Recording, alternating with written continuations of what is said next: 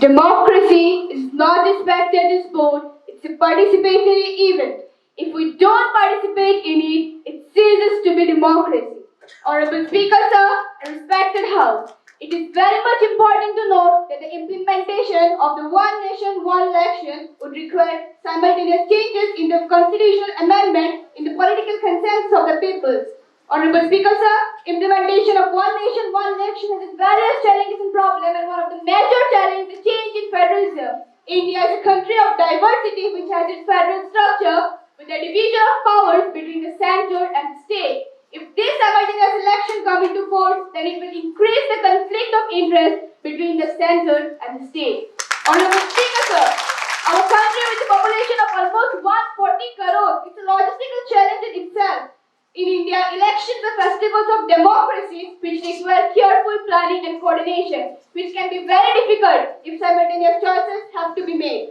Honorable Speaker, sir, for implementing the One Nation, One Election, the elections in the Lok Sabha and state assemblies need to be synchronous. But Speaker, sir, the term of the present Lok Sabha is still 2024, but elections in some of the legislative assemblies have already took place last year, while others are going to held in this year. For implementing the One Nation, One Election, the elections of those legislative assemblies have to be reduced and increased, and for that, there should be various changes in the articles like Article 83, Article 85, Article 172, Article 174, and Article 356.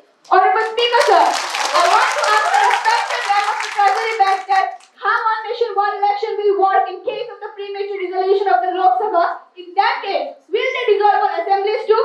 Honorable Speaker, sir, as per the report given by the International Development Finance Company recently that if simultaneous election come into force, then there is a 77% chance the top party is more likely to win both the center and the state. But if this election happens after every 6 months, then that percentage just dropped to 61%, as people sometimes have their second choice, sometimes they reject their first choice, or sometimes they are not even impressed by the party just before the election.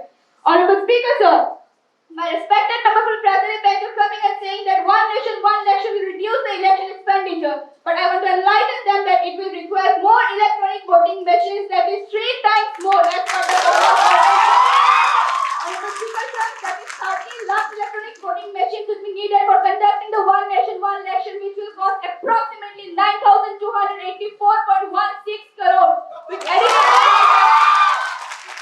charges for repairing those machines after every 15 years. Honorable Speaker, sir, as per the Law Commission headed by Justice S. Chauhan said that the present framework of the Constitution is not at all suitable for implementing the One Nation, One Election. If that comes into force, then there will be various constitutional amendments in the Representation of People Act 1951 and also in the various laws and procedures of the Lok Sabha and State Assembly. Honorable Speaker, sir, as per Dr. S.Y. Qureshi, 17th Chief Election Commissioner of India, the frequent election always keep a check on the government and make the government accountable to the people. However, if this election comes after 5 years, then the government will no longer be accountable to the people, and also the election expenditure is very much beneficial for the grassroots economy. Honorable Speaker, sir, one of the major reasons for discovering the One Nation, One Election is that elections for both the Lok Sabha and state assemblies are fought for different issues, while the regional parties target on the regional issues as they are much concerned about what is happening in their locality. If this One Nation, One Election come into force, then the regional parties will not be able to compete with the national parties in terms of election expenditure, in terms of election strategies, and so on. Honorable Speaker, sir, I want to ask the respected member from the Treasury Bench that what is their concern regarding that. Honorable Speaker, sir, my respected members of the Treasury Bench have said that One Nation, One Election is practiced in other countries. I want to enlighten that it is practiced in the countries which you can count in your fingers, that is Sweden, Belgium, etc. And they have a population of 1.04 crores and 1.06 crores, where in Assam itself has a population of 3 crores. And if you are India is a population of 146 crores. So how can we compare our country to Belgium and Sweden?